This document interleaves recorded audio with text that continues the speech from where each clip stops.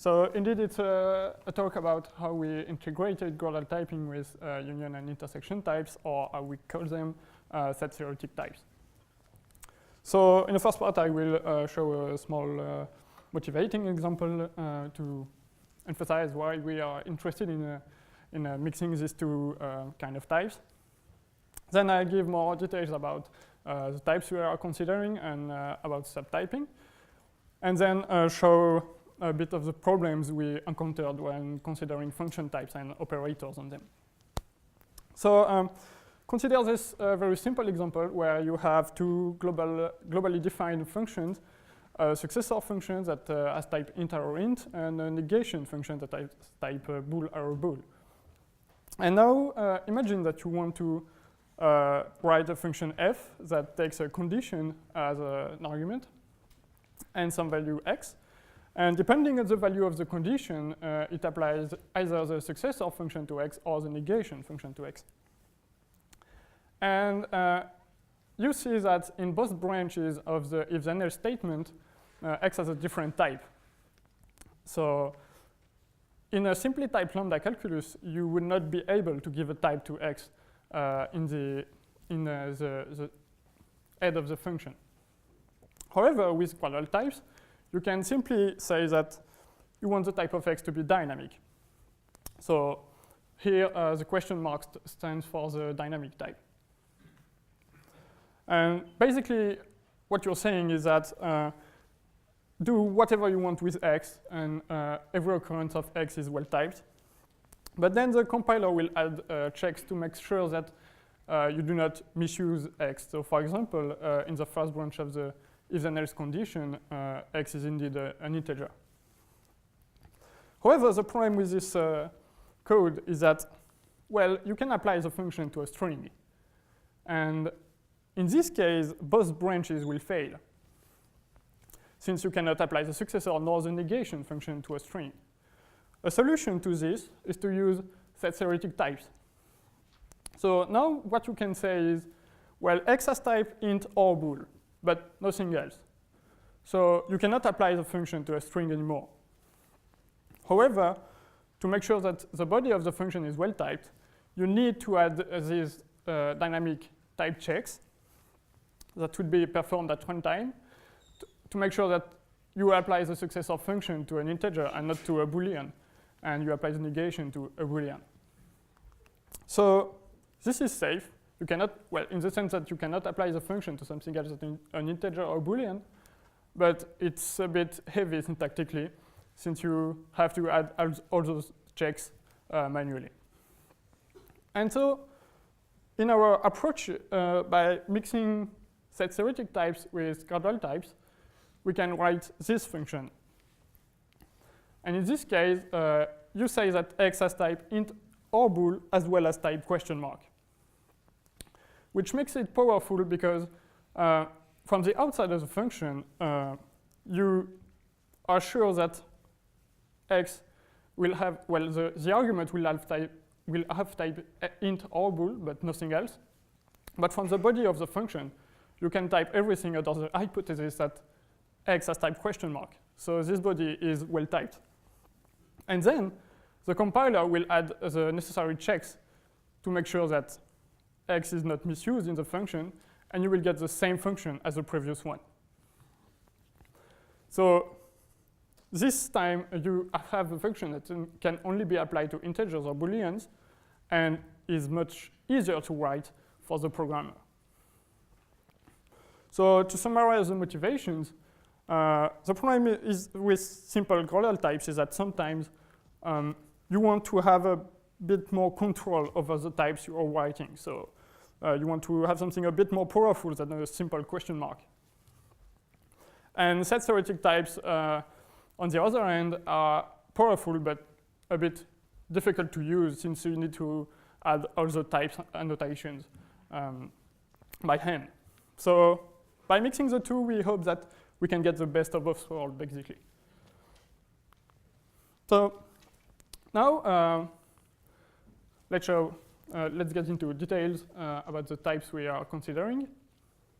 So in the framework of set theoretic types, types are seen as sets of values. So you can define intersection and union connectives on these types that are interpreted as the corresponding set-theoretic operations on sets of values.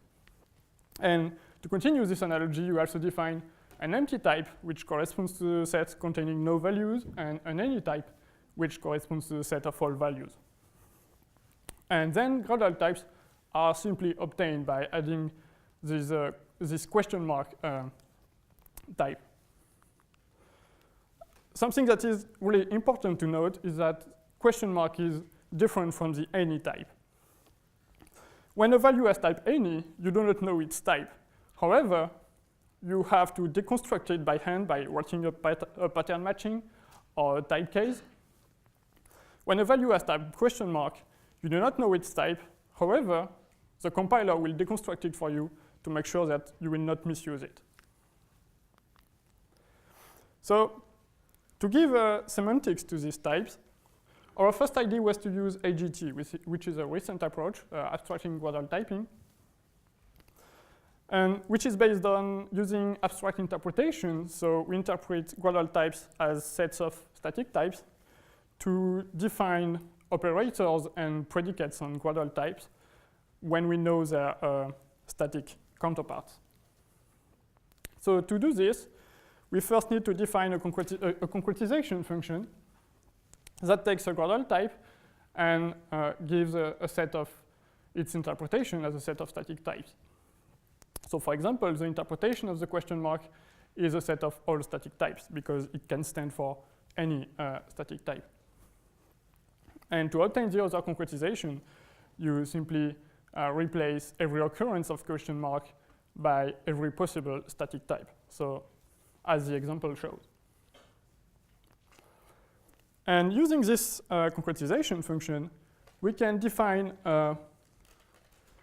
the equivalent of subtyping, but for gradual types, which is called consistent subtyping, and is defined as two types are in consistent subtyping relation if they have two concretizations that are in a subtyping relation. However, this definition is a bit complex to use since we have an existential quantifier on infinite sets of concretizations. But fortunately, in our framework with set-theoretic types, we can show that there exist extremal concretizations, meaning for every gradual type, you can find two concretizations that bound all the other concretizations of this type. And moreover, these concretizations are obtained in a very simple way. So for example, to obtain the minimal concretization of a type, you simply replace every contravariant occurrence of the question mark by any and every covariance occurrence of the question mark by empty. And for the maximal interpretation, you do the opposite. Using this, we can find a much better definition of consistent subtyping, a much simpler to use definition of consistent subtyping, which is that sigma is a consistent subtype of tau if and only if the minimal interpretation of sigma is a subtype of the maximal interpretation of tau. And the proof is very simple because if you have two concretizations of sigma and tau that are in the consistent subtype relation, then it must be true by transitivity for the extremal concretizations. And the opposite is straightforward. So this shows that consistent subtyping reduces in linear term to semantic subtyping or static subtyping for set-theoretic types, which makes it really simple to use. And as a bonus, this emphasizes the fact that consistent subtyping is not transitive. But so this use of AGT works for consistent subtyping. However, when you want to define other operators on gradual types, for example, on function types, you need to define an abstraction function that goes the other way around. So given a set of static types, you need to find the most precise gradual type that approximates this set of static type when you take its concretization.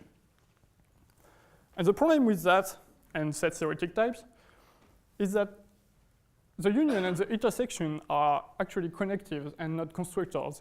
So they have a really semantic meaning, but they don't have much syntactic sense. So as an example, consider we want to abstract this set of types. So we can say, well, let's do it syntactically.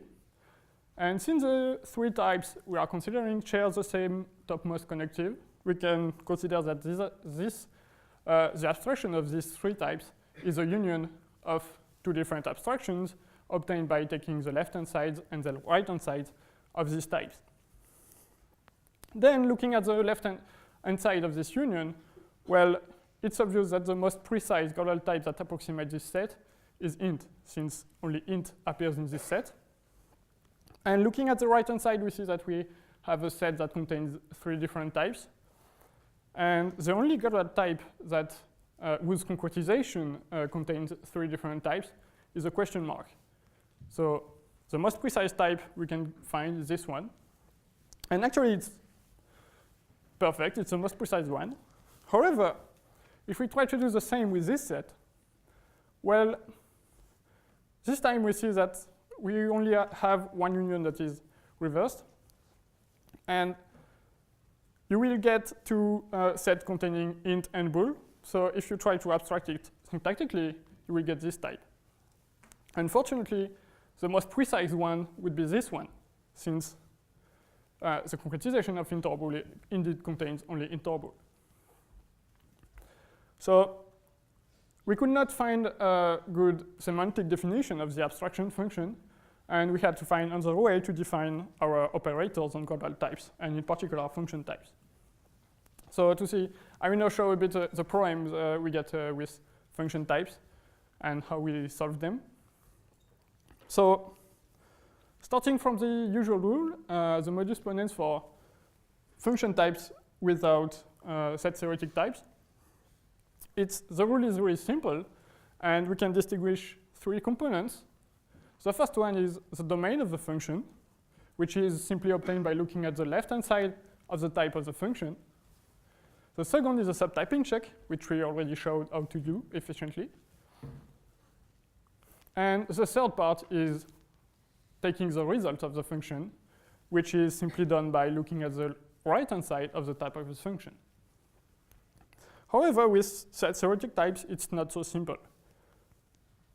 The problem is, what is the domain of this type? It does not look like a simple arrow. Types can be a union of intersection of function types, and it's not as simple as looking at the right-hand side or the left-hand side of a type. Another problem is, what is the result of this type applied to NAT? Because now, since you can have intersection of arrows, the return type of an application depends on the type of the argument. So the rule now looks something like this. You have to define a domain operator and a result operator that gives you the domain and the result of an application.